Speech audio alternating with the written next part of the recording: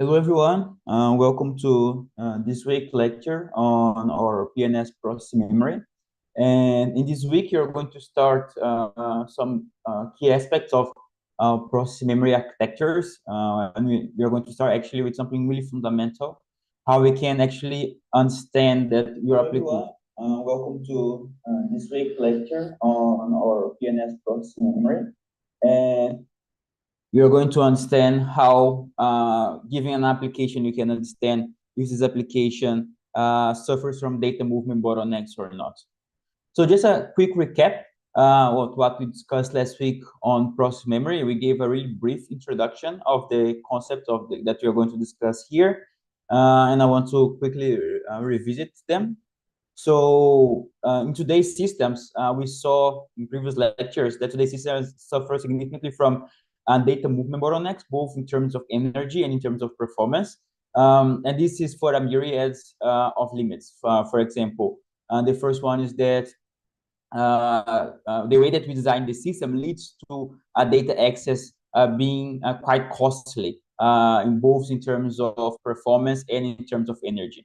At the same time, applications are becoming more and more data hungry, and systems need to become more energy efficient for us to enable a sustainable execution model. And overall, when you analyze where the energy goes for many applications, we see that data movement dominates the energy compared to compute. And this is true for both off-chip and also to on-chip data movement. So just as a recap of what we talked last week, from the energy perspective, doing a double precision computation on chip is much, much cheaper than doing memory access off chip to your main memory. And then from the performance perspective, we show this plot where we analyze several applications at that time in 2003 from Intel, and then we saw that aggregate across all of those applications, half of the execution time was spent actually moving data off chip to the on-chip caches. And more recently, Google showed a study that also collaborates with this argument that shows that for them, for their data center applications, large portions of the execution cycles for those applications are expensed on the back end, so of the processor, so on the memory aspects of the computation. So the problem here, so in summary, that we have is that data movement is a major performance and energy bottleneck for current systems, and this is because of the way that we think or design processors, which leads to energy and performance waste. And what I mean by the way that we design processors is that in current processor design, data processing is done really far away from the data, and this physically. So the data is physically placed far away from where computation is done. And this is why this happens because of the way that we think about computer systems, or have been thinking of computer systems in what is called this von Neumann architecture. So we design computer systems today following this von Neumann architecture of model, where we break down a system into three main components, and each component just does its job, does not do other components' job. So computation does computation, communication moves data across the system, and storage and memory stores data itself. But the storage memory aspects of the system do not do any computation. It's just a passive just a passive component in the system that responds to the communication and the computation layers. So basically, if you want to fix this data movement problem, we need to fundamentally think differently on how we design systems. And then we need a paradigm shift that enables us to do computation while minimally moving data within and across the system. And we need to do computation where the data resides, so where it makes sense. And to do that, we need to think of the systems in a more data-centric way. And this leads us to process memory. So the goal of process memory is taking an application or a series of important applications and let the the processor not only loads data from that memory, but also issue some queries, some simple computation blocks to the memory to tell the memory, give me this, return me the output of this function that takes as input some data that you have stored over there. And just return to me the result of the computation. Don't return the intermediate results. So hopefully, if you do that, computation is going to be much cheaper, or the memory access is going to be much cheaper, because you're hopefully the amount of data that you move from this query and from the result is much smaller than the amount of data that you would move if you have to move all of the data to the processor to perform this query in the processor core itself. However, to design systems like this, we have several aspects of the system that you might need to change or rethink or modify. For example, what are the compute capabilities that we should give to the memory? What is the type of processor chip that we should implement? How is the software and hardware interfaces that should be used to allow the processor to communicate with the memory? What are the software and programming languages that we should use to program that custom fabric inside the memory chip itself? Should we modify algorithms to better adapt to this data-centric paradigm, and so on and so forth? So basically, to do processing memory or to do a data-centric architecture, we need to rethink how we deal today with the computer architecture stack. But we can go one layer of the stack of the time.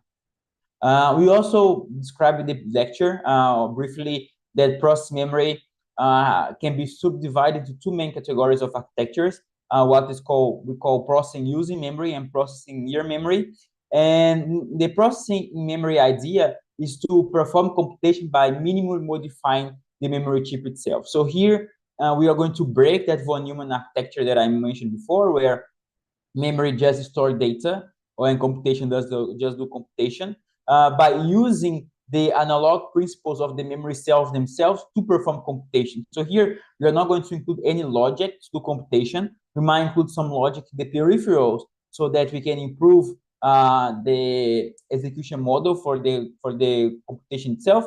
But the computation itself is going to be performed using the same memory cells as the ones that are used to store data.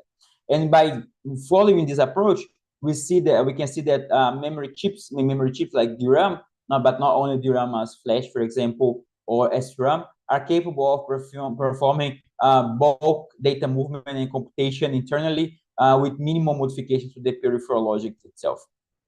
This provides several capabilities. The first one is that we can exploit the internal bandwidth to move data, and we can exploit the analog operating principles of the memory cells to perform computation. There are several examples of those type of processing using memory architectures, and I'm going to briefly talk about some of the ones that we mentioned in the previous lecture. So the first one is the row clone, and we're going to have lectures down the line which goes into more details on how those architectures work. Here is just for you to understand what is the difference between one type of processing memory and the other. So in row clone, we show that we can perform in-memory row copy initialization by issuing back-to-back activations to the DRAM chip itself. So what happens here is that the first activate of a given DRAM row loads the data into what is called a row buffer, and this is just how memory or DRAM operates. So this is a standard procedure that DRAM does if you need to read some data from the chip.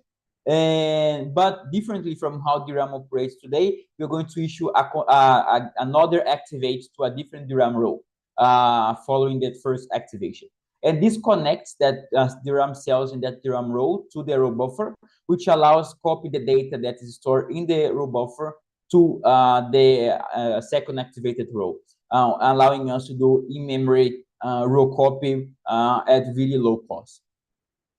So again, we are going to have more lectures on row clone down the line, but if you're interested, I invite you to check the row clone paper.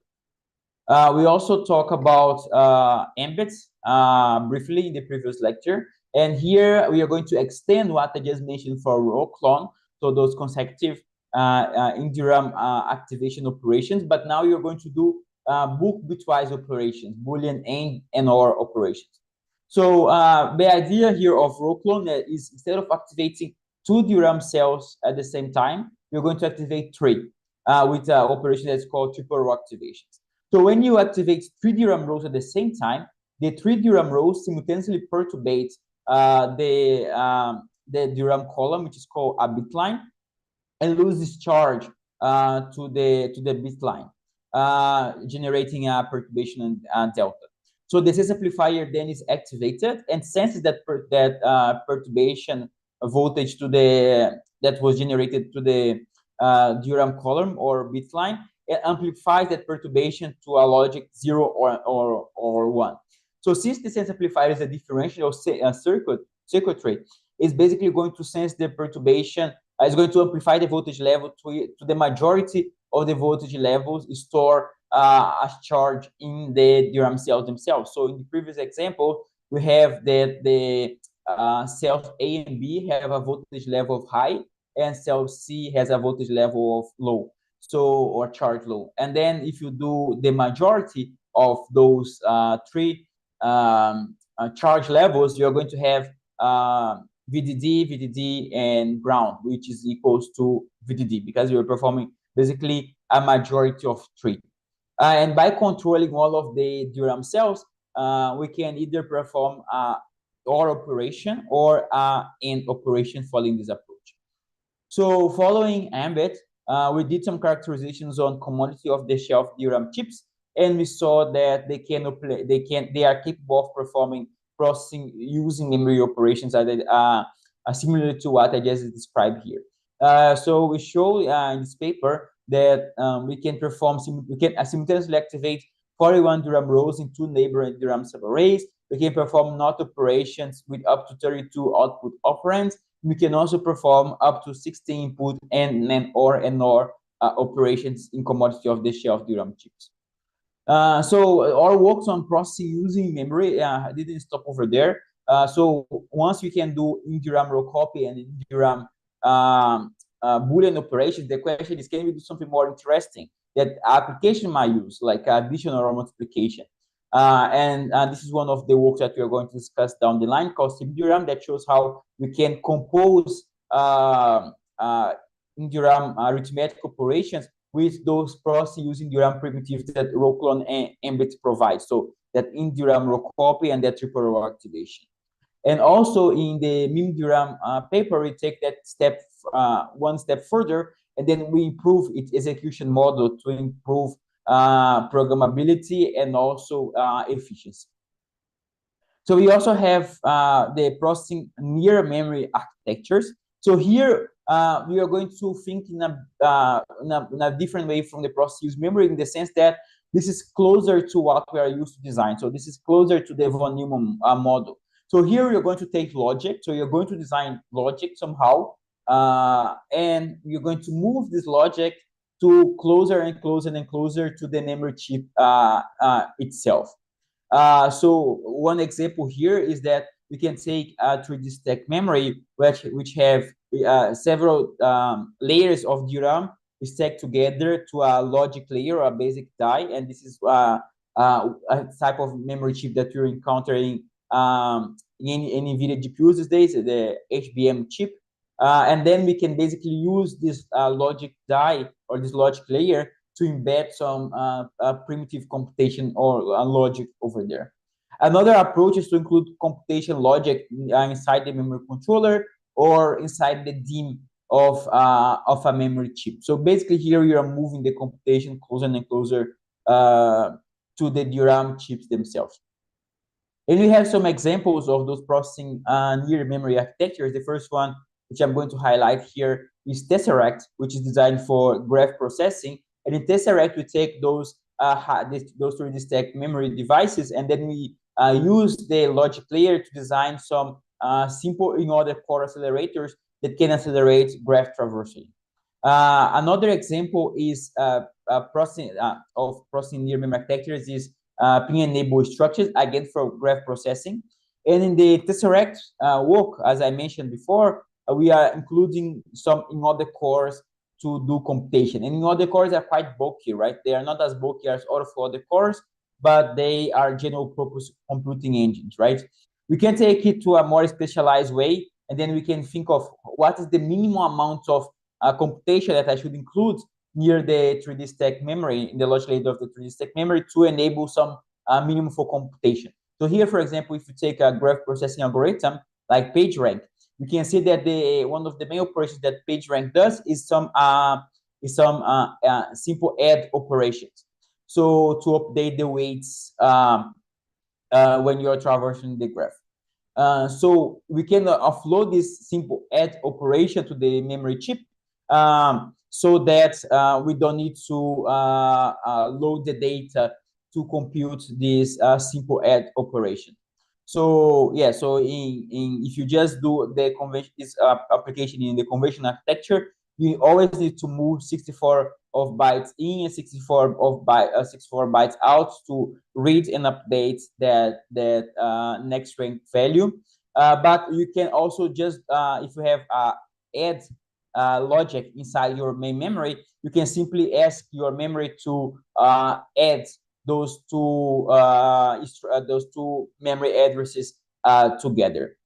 So in this way, we have just the input data in, and we have no output data out, which enhance would improve performance and energy efficiency. So we are going to have more lectures on those two architectures down the line. But it's important to point out that even though this idea of processing memory is quite old, recently we have started seeing those processing memory architectures, in particular processing near memory architectures, being commercialized. So there is this French startup called UpMem that designed the first real-world processing memory architectures, which basically includes simple in-order cores nearby DRAM banks inside a DRAM chip. And after that, several other companies have proposed processing real-world processing memory architectures, like Samsung XD architecture, and also Samsung Aquabolt architecture, which is not here in the system or in the slide. And also other manufacturers like SK Hynix have their own architecture, which is called AIM or AIMX, which again we are going to discuss in more details in future lectures. So for processing memory architectures, the design is quite broad.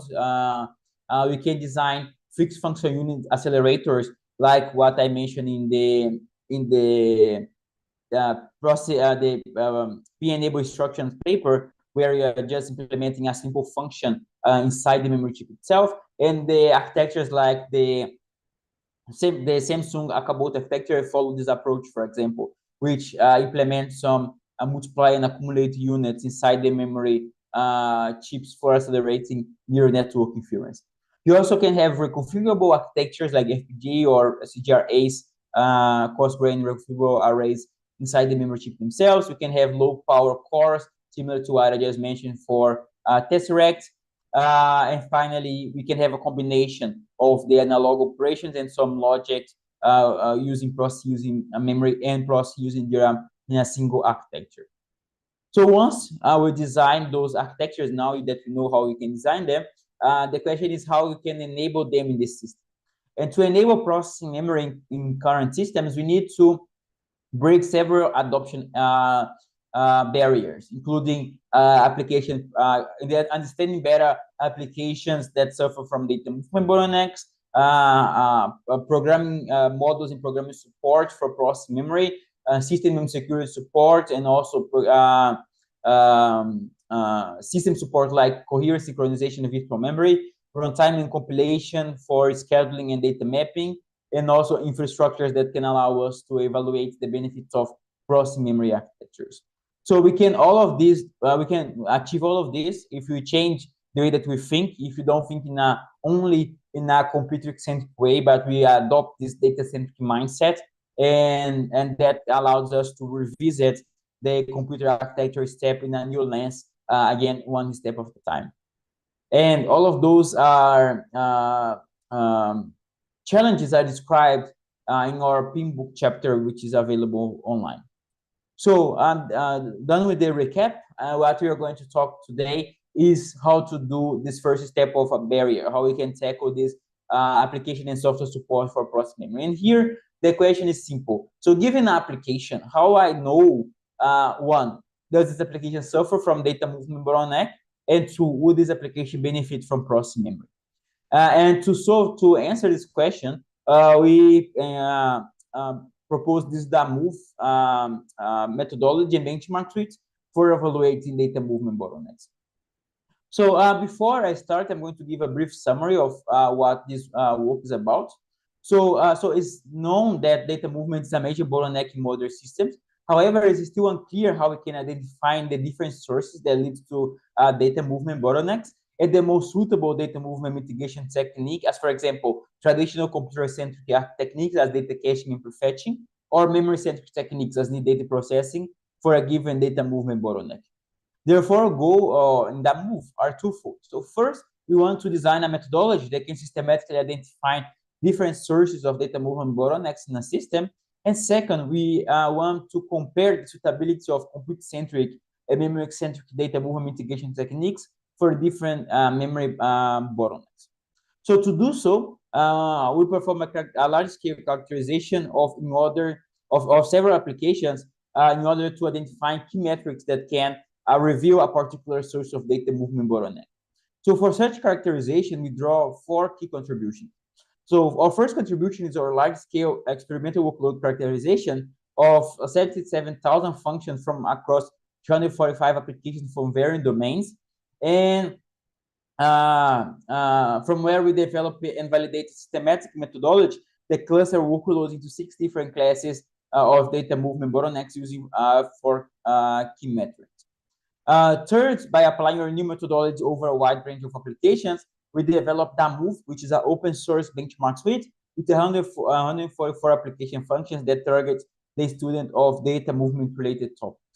And fourth, we showcase how DAMOV can aid the study of open research problems of process memory with 4 case studies. So DAMOV is publicly available in our GitHub repository, and we hope that it can further enables research on that area of memory-centric computing systems. So let's get started on the data movement problem. So let's say that you have an application and you want to understand if this application suffer from data movement bottlenecks and if this application would benefit from processing memory. And here we are calling processing memory near data processing, or NDP. In this paper, we show that existing approaches to identify data movement bottleneck are not comprehensive enough to give you points for those 2 questions that you are asking for about your application. And we are going to highlight these with 2 commonly used approaches. So the first one is what we call a roofline model, and the second one is using a heuristic-based approach that uses a single metric, as for example, less level cache miss per kilo instructions to tell if application is memory bound or not. So starting with the roofline model, roofline model is a simple model that is used to identify if application is memory bound or compute bound. So the x-axis here on the plot define the arithmetic intensity of application, calculate as the number of operations the application executes per byte it accesses. The y-axis defines the performance of the applications in giga operations per second. So it has 2 main lines that characterize the application and the system. The first line is called a compute roof, and is defined as the maximum peak system throughput. Applications below this curve are called compute bound, and prior work shows that compute bound applications usually do not benefit from processing memory. The second line is called the memory roof, and is defined as the maximum DRAM bandwidth times the arithmetic intensity of the application. And prior works have shown that applications below this curve are memory bound and are suitable for processing memory offload. So we take this model with more than 40 applications that we characterize later, and we compare when such applications benefit from general purpose processing memory architectures. So in this plot here, we classify applications as follows. So first, applications that run faster on the CPU compared to running on the NDP core. run faster on the NDP core compared to running in the CPU, have a similar performance on the CPU or NDP when running the application in those two systems, and application switch performance depends. And depends here on the some system configuration, for example, the core count. So based on that, we draw the following observation. So first, memory-bound applications benefit from process memory, as prior work indicates. And second, compute-bound applications do not benefit from process memory, also as prior works indicate. However, we observe that some memory-bound applications can also not benefit from process memory or benefit from it only in a particular configuration, for example, a different core count. Third, this behavior also happens for compute-bound applications. Therefore, we conclude that the roofline model cannot accurately account for NDP or process memory suitability for memory-bound applications. Next, we analyze another metric utilized to indicate process memory suitability, which is the last level cache misses per kilo instructions, or MPKI. So prior work says that application with high last level cache MPKI, high here usually a value higher than 10, would benefit from process memory. So we check this observation by evaluating the speedup provided by process memory for a large number of applications in the y-axis and the applications MPKI in the x-axis. We make the following observations. First, as expected, applications with high last level cache misses per kilo instructions always benefit from process memory. Likewise, applications with low MPKI never benefit from process memory. However, we observe that there are applications with low MPKI that can either benefit from NDP depending on the system configuration, or they can have similar performance as the NDP system. Again, we conclude that the MPKI alone cannot accurately account for process memory suitability for memory-bound applications. Therefore, to summarize, different approaches used by prior works to identify memory bottlenecks and process memory suitability are not comprehensive enough in identifying data movement bottlenecks and correlating them with the most suitable data movement mitigation mechanism. Therefore, our goal in this work is to develop a methodology that can identify the major sources of inefficiency that leads to data movement bottlenecks by observing and identifying relevant metrics and comprehensively compare traditional computer-centric and memory-centric architectures so that we can develop a rigorous understanding of the best technique that can mitigate each source of data movement bottleneck. So next, I'm going to describe our methodology to do so. So we developed a new workload characteristic methodology to analyze data movement bottlenecks and suitability of different data movement mitigation mechanisms for those bottlenecks. So we use two main profiling strategies to gather key metrics from the application. The first one are application architecture independent profiling metrics that provides metrics that can characterize the application memory behavior independently of their underlying hardware, and architecture-dependent profiling metrics that evaluates the impact of system configuration, for example, cache hierarchy, on the memory behavior. So our methodology has 3 steps. So it takes as input application source code and is input data sets. And in the first step, we use a hardware profiling tool to identify memory-bound functions across many applications. So this step allows for a quick first level identification of many applications that suffer from memory bottlenecks and functions that cause those data movement bottlenecks. So we utilize a new simulator called DAMOV sim to collect key metrics that execute performance analysis of these functions identified in step 1. So in step 2, we use the architecture independent profiling tools to collect metrics, provide insights about the memory access behavior of the memory bottleneck functions. And in step 3, we collect architecture dependent metrics and analyze the performance and energy of each function in application when which one of those 3 candidate data movement mitigation techniques in the applied system. So by combining the data obtained from all the 3 steps, we can systematically define the lead causes of data movement bottlenecks in an application or function into different classes of data movement bottlenecks.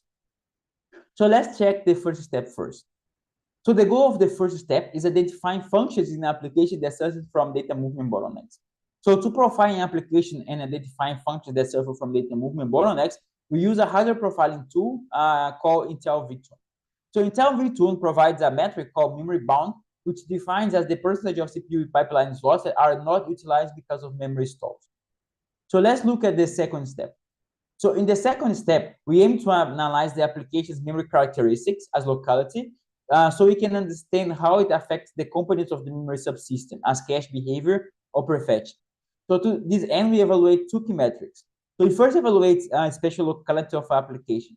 For this, we collect the memory trace of application to build a histogram called the stride profile, where each bin stores how many times each stride appears in the memory trace. So in this example here, we have a stride between the first access address and the next access address is equals to 1. So we increment the stride profile histogram in bin 1 to indicate such stride has been observed. We use the stride profiling histogram to calculate the cumulative distribution of stride profiles, which represents the final spatial locality value. A spatial locality value close to 0 is caused by a large stride value or random access, as shown in this example. In such case, we say that this application has low spatial locality. And the spatial locality value close to 1 is caused by a completely sequenced access pattern. In such case, we say that the application have high spatial locality. Similarly, we evaluate how much temporal locality application has. For this, we collect a memory trace of application to create a histogram called reuse profile, where each bin now represents the number of times the memory address is reused. For each memory address, we increment the bin that represents the corresponding number of repetitions. In this example here, the memory address A is reused 4 times. Thus, we increment the reuse profile histogram in bin 4 to indicate such reuse has been observed. We use the reuse profile histogram to calculate the cumulative distribution of reuse profiles, which represents the final temporal locality value. A temporal locality close to 0 is caused by a low data reuse, and in such case, the application has low temporal locality. A temporal locality value close to 1 is caused by high data reuse, and in such case, we say the application has high temporal locality. Finally, we look deeper in step 3 of our methodology. While step 2 allows us to understand inherent application sources for memory boundedness, it's still important for us to understand how hardware architecture features can also result in memory bottlenecks. As a result in our third step, we perform a scalability analysis of the function selected in step 1, where we evaluate the performance and energy scaling for 3 different system configurations. The scalability analysis makes use of 3 architecture-dependent metrics. First, arithmetic intensity, defined as the number of arithmetic and logical operations performed per L1 cache accesses. And this metric indicates how much computation there is per memory request. Intuitively, applications with high arithmetic intensity are likely to be computationally intensive, and while applications with low arithmetic intensity tend to be more memory intensive. Second, misses per kilo instructions, again, MPKI, defined as the number of less level cache misses per 1,000 instructions. This metric is considered to be a good indication of cross-memory suitability by prior work, since it indicates the memory intensity of application. And third, a new metric called last to first miss ratio, or LFMR, defined as the ratio between the number of last level cache misses and the number of total or number of L1 cache misses. So we define this metric, we find that this metric can accurately define how much our application benefits from a deep cache hierarchy. So a left first miss ratio value close to 0 means that the number of this level cache misses is very small compared to the number of L1 misses.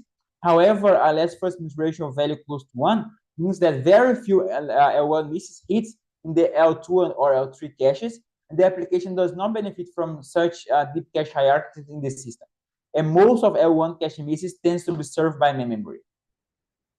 So the goal of the scalability analysis we perform is to nail down the specific sources of data moving bottleneck in the application.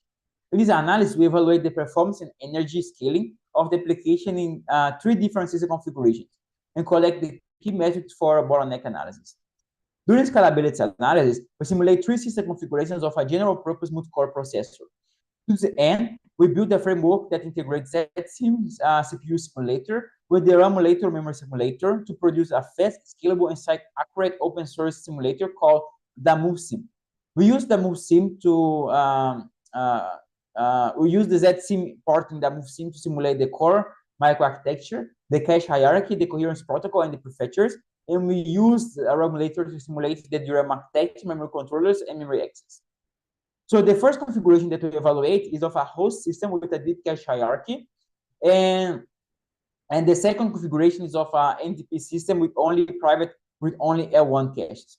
In our paper, we evaluate a third configuration that includes hardware prefetchers on top of configuration 1. However, we omit such configuration in this talk. The remaining components of the processor configurations are kept the same to isolate the impact of caches, prefetches, and process memory. This way, we expect that the performance and energy differences between the three configurations come exclusively from different data movement bottleneck requirements. For all of the configurations, we sweep the number of CPU cores in our system from 1 to 256, as previous work shows that a large core counts are necessary to saturate the bandwidth provided by modern high bandwidth memories. And because modern CPU and process memory cores can have varying number, can have varying number of cores. So next, we are going to apply our three-step workload characterization methodology. We start with step 1. So in this work, we analyzed 245 applications for different domains, from graph processing, neural networks, physics, high-performance computing, genomics, and many more. We observed that applications that benefit from process memory and suffers from data movement bottlenecks have a memory-bound metric greater than 30% and takes at least 3% of the clock cycle. We obtained 145 functions with such characteristics from 77,000 functions we analyzed. And from those, we selected a set of 44 representative functions to explore in depth and to drive bottleneck analysis. And the remaining 100 functions used for validation of our methodology. Now we are going to apply step 2 of our methodology for those 44 functions. So we collect the spatial and temporal locality metrics for the selected 44 functions, and we perform a scalability at the locality-based clustering using a K-mean cluster to create two groups of applications. So applications with low locality in orange and applications with high locality here in green and blue. So the closer the benchmark or the application is to the bottom left corner of the plot, in other words, the lower the temporal and then spatial locality displays, the less likely is that application is going to take advantage of deep cache hierarchies. With this cluster in mind, we conduct our bottleneck analysis. With the two group of functions we identified, we use three key metrics: arithmetic intensity, misses per kilo instructions, and last first miss ratio, together with temporal locality, to classify the memory bottlenecks of applications. We find that 6 classes of functions emerge based on these metrics and values. So those are classes of memory bottlenecks are DRAM bandwidth bound applications, DRAM latency bound applications, L1 and L2 cache capacity bottleneck applications, L2 cache contention bottleneck applications, L1 cache capacity bottleneck applications, and compute bound applications. So with such classification, we analyze how the functions in each class correlate with different data movement mitigation mechanisms in terms of performance and energy using our scalability analysis. We are going to look a little bit into details about the scalability analysis for one of those classes of applications. And here is the DRAM bandwidth bound applications. So applications in this class have low temporal locality, high last first miss ratio, high MPKI, and lower arithmetic intensity. We make the following observations. First, application in this class 1A exert high memory pressure in the system. It means that they will likely require high memory bandwidth from the memory system. To understand how such high memory pressure impacts performance, we observe how performance scales with the increasing number of cores. As we see in the picture, the host performance scales well until the memory bandwidth saturates at 64 cores. Process memory, on the other hand, scales much better due to a large available bandwidth within the memory chip. Therefore, we conclude that DRAM bandwidth-bound applications highly benefit from process memory architectures because they take advantage of the high memory bandwidth available within the memory device. Likewise, we analyze the energy consumption of the DRAM bandwidth-bound applications when executing in the host system and the NDP system. As mentioned before, applications in class 1A have high last first miss ratio, which indicates that they do not make effective use of L2 and L3 caches. We observe how such inefficiency impacts energy consumption for the whole system and cross memory system. First, we observe that we can see, as you can see in the picture, the whole system consumption, the host energy consumption in the system is dominated by L3 cache lookups and high energy off-chip DRAM requests, as we expected due to the high last first miss ratio. Second, the process memory cores, on the other hand, reduces the energy consumption compared to the host since it avoids such L3 cache lookups and off-chip memory traffic. Therefore, we conclude that DRAM-bound applications highly benefit from process memory architectures when considering energy consumption, since the NDP systems do not access L2 and L3 and off-chip links, leading to large system energy reduction. If you are interested on the other details on the scalability analysis for the other classes of data movement bottlenecks, we invite to check our paper. So we also validate the accuracy of our workload characterization methodology on a large set of functions. To this end, we apply step 2 and step 3 of our memory bottleneck classification to the remaining 100 functions that we identified from step 1. Then we perform a two-phase validation to calculate the accuracy of our workload characterization. So in phase 1 of validation, we calculate the threshold values that defines the low-high boundaries of each of the 4 metrics used to cluster that 44 functions into 6 classes of memory bottlenecks. We also include the last first means ratio curve slope to indicate when the last first means ratio increases, decreases, or stays constant as we scale the number of cores. In phase 2 of our validation, we calculate the accuracy of our workload characterization by classifying the remaining 100 memory-bound functions using the threshold values obtained from phase 1 and the last first means ratio curve slope.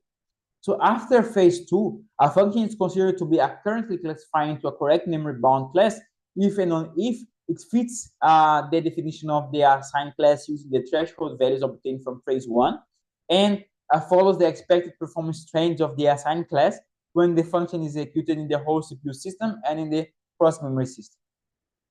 By applying such validation methodology, we find that we can currently classify 97% of the 100 memory-bound functions into one of the 6 memory bottleneck classes. We expect that the accuracy of our methodology can be further improved by incorporating more workloads into our workload suite and fine-tuning each metric to encompass even large set of applications. So I invite you to check our paper for further analysis and discussions, including a study where we evaluate how increasing the size of the last level cache impacts the workload characterization. From that, we observe that the very large L3 cache sizes can mitigate some cache contention bottlenecks. A summary of our workload methodology, characterization methodology, including analysis of using in other cores, the limitations of our methodology, and analysis of the diversity of our benchmark suite. For all of that, I invite you to check the full draft of our paper. Finally, I'm going to briefly talk about the case studies that we conduct in this work. So there are still many open research questions related to process memory system design. I include the interconnect, data mapping and allocation, and process memory core design, offloading granularity, programmability, coherence, system integration, and many more. So our goal is to demonstrate how our benchmark suite is useful to study such of system design. We present 4 case studies. So in the first case study, we use DAMOV to evaluate the interconnect networks overheads that PIM cores place in different vaults on a 3D stack memory surface from. So we observe that a large portion of the memory request a PIM core is used to access goes to remote vaults, remote portions of the 3D stack chip, which increases the memory access latency from the NDP cores. In the second case study, we evaluate the benefits of process memory accelerators for 3 applications for our benchmark suite. So we compare the performance improvements of a PIM accelerator provides against the compute-centric versions of the same accelerator. So we observe that the PIM accelerator provides significantly performance benefits compared to the compute-centric accelerator for classes 1A and 1B. At the same time, it does not improve performance for applications in class 1C. So we believe that DAMOV can aid the design of PIM accelerators that target different memory bottlenecks in the system. So in the third case study, we perform an ISO area and power performance and evaluation to compare PIM systems using in-order and out-of-order cores. So we observe that using in-order cores performance, that the in-order core performance benefit from some applications are limited by the core static instruction scaling mechanism. And we believe that better PIM systems that can be built by leverage techniques that enable dynamic instruction scheduling without incurring the large area and power overheads of out-of-order cores. So DAMOV can help in this analysis and develop of such cross-memory systems. So in the fourth case study, we evaluate the benefits of offloading a small portion, here a basic block, to the cross-memory cores, which simplifies the design of the cross-memory system. So you observe that for many applications, a small portion of the basic blocks is responsible for most of the last level cache misses. And by offloading these basic blocks to PIM cores, we observe that the performance improvement of up to 1.25 times. We believe that DAMOV can be used to identify simple PIM structures that enable building efficient PIM systems in the future. For more description of those data movement of our case studies, again, I invite you to check our paper. So we open source DAMOV to facilitate further research in mitigating data movement bottlenecks, including near data processing. So in your DAMOV repository, we provide the set of the 144 application functions that compose the benchmark suite, and also the DAMOV Sim Simulator. And you can check our GitHub, can download DAMOV from our GitHub repository. So to conclude, in this paper or in this work, you are trying to solve the problem of, even if application, how can I quickly identify if this application suffers from a data movement bottleneck, and if which data movement mitigation mechanism is more likely to mitigate such data movement bottleneck. And our goal is to develop this methodology using a large-scale application characterization that allow us to identify key metrics that reveals sources of data movement bottleneck in application. So we have 4 main contributions. The first one is our experimental characterization of more than 77,000 functions across 345 applications, which leads to our methodology that is used to characterize applications based on data movement bottlenecks, and also their relationship to different data movement mitigation techniques. We also provide a benchmark suite called DAMOV with a subset of those functions, which can aid the study of data movement bottlenecks in current systems. We also highlight DAMOV's benefits with 4 case studies on open research questions on cross memory. And DAMOV is open available on our GitHub repository. Again, we can, if you are interested in DAMOV, there is a extended version of this talk available on YouTube. You can check online. Was a Safari Live seminar that I gave in 2021, or you can check our paper available on our website. As a reminder, we have upcoming PIM tutorial on micro in Austin in November. So you're going to live stream the event, but if you are over there in micro, we'll be glad to see over there in person. So thank you so much for your attention. I don't know if there is any question on Zoom. I went a little bit fast.